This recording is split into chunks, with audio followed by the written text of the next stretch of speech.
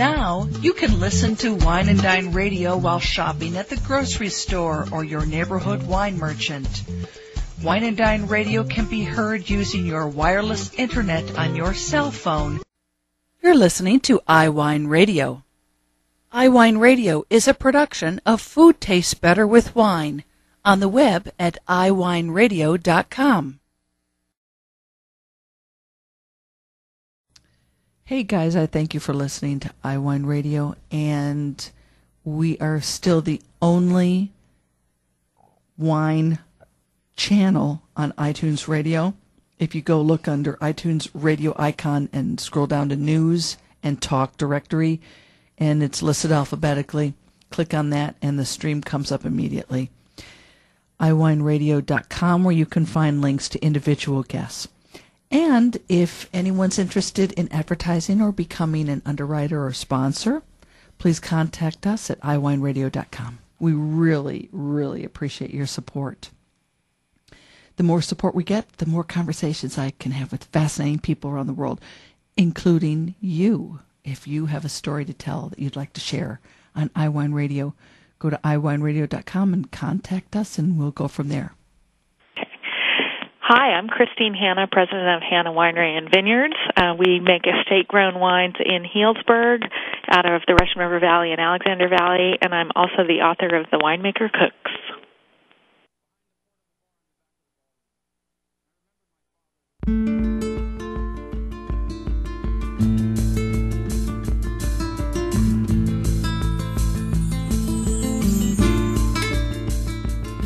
Welcome to Wine and Dine Radio. I'm Lynn Creelo-Chamberlain. Hi there, this is Andreas Larsson. Hi, this is John Capon. My name is Mathur Jaffrey. Hi, my name is Heike Blatter. I'm from the Alto Adige region, or Südtirol. Hi, my name is Paul Dolan. I am absolutely passionate about growing organic and biodynamic fruit for our wines. Hello, my name is Lorena Garcia. Hello, my name is Fritz Maytag. This is Joyce Locke. I'm the author of Foodie Fight. Hi, this is Lydia Mandave, founder of 29 Cosmetics. Cheers, this is Rob Barnett, CEO and founder of VinVillage.com, where wine lovers connect.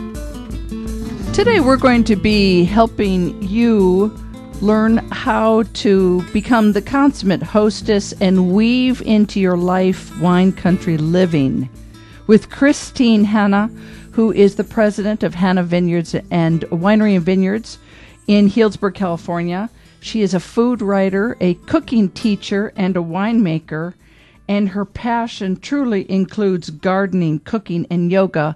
And she's a mom. She has a couple of teenage children, and in my heart I want to say boys, but Chistine, I didn't even ask you before we started. Your teenage children are what, boys or girls, or one of each? I have one of each, and it's very exciting.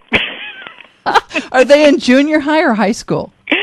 I've got a junior high, and I've got my youngest is in a junior high, and my oldest just went off to college. Oh, wow. So, I mean, like just went off to college a week or two ago? Exactly. And I'll tell you, her biggest complaint is about the food. Yes. I mean, not to ring our own bell, but we eat very well at my house, and the food's been a bit of a disappointment for her, poor thing. Oh, gosh, I can't imagine. I mean, I remember what I ate at college, and I gained a lot of weight. It was not very pretty. Yeah, unfortunately, in most of those institutional environments, they really load up on the starch, and I think things don't taste good, so you end up eating more to try to be satisfied, rather than, I think if you use wonderful quality ingredients and they're flavorful, you actually don't end up eating as much because you're so satisfied with the burst of flavor. And you are into food so much, but of course it makes sense where you are that you would have just this wealth of opportunity and products from the earth that you actually created a book called The Winemaker Cooks, and you're teaching people with 100 recipes how they could be doing some really fantastic entertaining. And it's really about cooking seasonally. Oh, and that's such a big thrust of the book. It's divided into seasons, and we really focus on what's in the farmer's market, what's seasonal in the garden, and build the menus around around those and pair with wine, so that we give people kind of a roadmap of how to do a dinner party, how to do, even a casual dinner at home that's not necessarily a fancy one.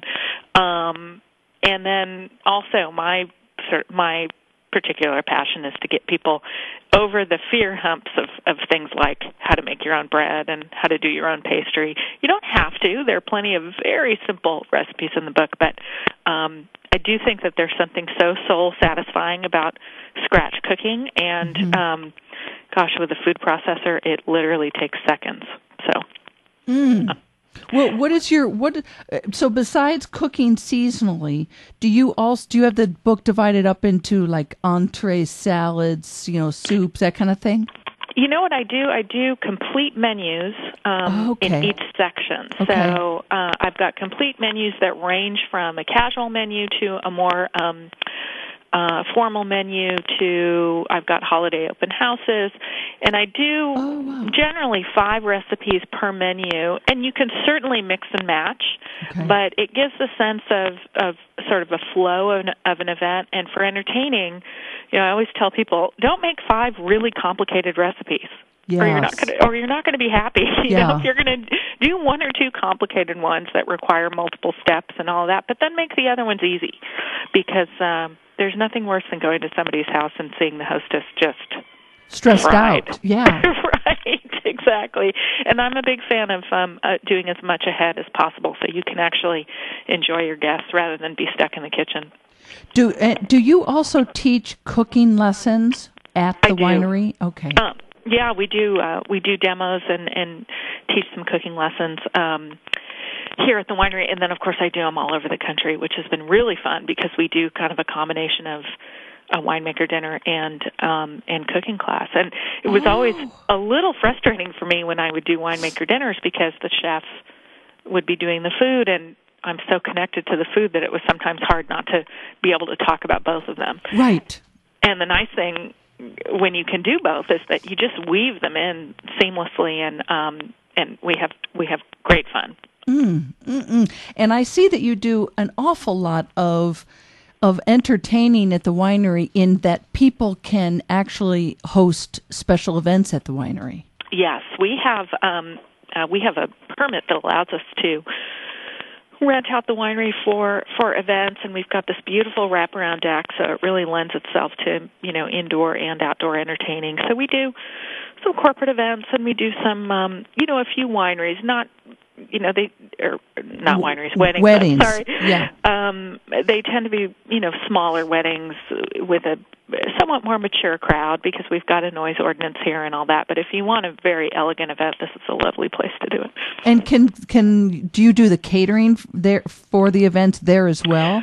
We have we've got some local chefs that we like to use for those catering events. So so they'll certainly we recommend those folks to anybody who's interested. Okay, so let's say that, give me a for instance. So if they can purchase a copy of the Winemaker Cooks on Amazon or anywhere, but we'll have a link up for that. And this weekend, if somebody wants to create something for September menu and not too crazy as far as time and prep, what kind of menu would you suggest? What do you have? And then, of course, you can basically cover almost all the bases with wine with what you produce at Hanna Winery and Vineyards. Oh, absolutely. That's the fun part for me, is that we have such a breadth of wine that I can give you a Sauvignon Blanc to pair with your, first course or your salad. So, seasonally this time of year, figs. My fig trees are all ripening now. It's like nirvana. So, you lucky. It's so nice, and I just love them just eaten out of hand. I love them in a salad. There's something wonderful about the sort of sweet, tangy quality of figs. So one of the recipes that I would recommend is a fig and feta salad. Okay. So lovely kind of early fall greens with figs and the saltiness of the feta and the sweetness of the figs and a lovely tangy vinaigrette. That and a glass of Sauvignon Blanc is the perfect way to start an early fall meal. Okay. And then one of the easiest recipes that that's in the book that's so nice is a grilled pork tenderloin. And, pork is the wonderful protein because it's so versatile, and It will sort of take up whatever flavors you want to bring to it. So I love cardamom because it's so aromatic and lovely, and so this particular marinade for the pork tenderloin has cardamom in it. Okay. I don't think a lot of people use cardamom, and it's such an valued but wonderful, wonderful aromatic spice. So that and a glass of our Hanna Russian River Pinot is really perfection. With good. The cardamom, really? With the cardamom, it really works nicely. There's something about the aromatics of the cardamom, which is almost floral, sort of floral spice, with all of that beautiful kind of floral spice in Pinot Noir. I mean, they're just a lovely pairing. Wow, I would never have thought that. Yeah, that's a really nice one. In fact, all of those sort of cumin, cardamom, wonderful aromatic spices are quite wine friendly, and I just love to use them in my cooking because they're just a little bit different. And then we even make a late harvest wine. We make a late harvest Sauvignon Blanc that's like a Sauterne. Yum. And this time of year we're starting to get our apples in. Okay. And I do a very simple free-form apple galette. So you make a pastry, and you don't have to mess with a pie dish or any of that.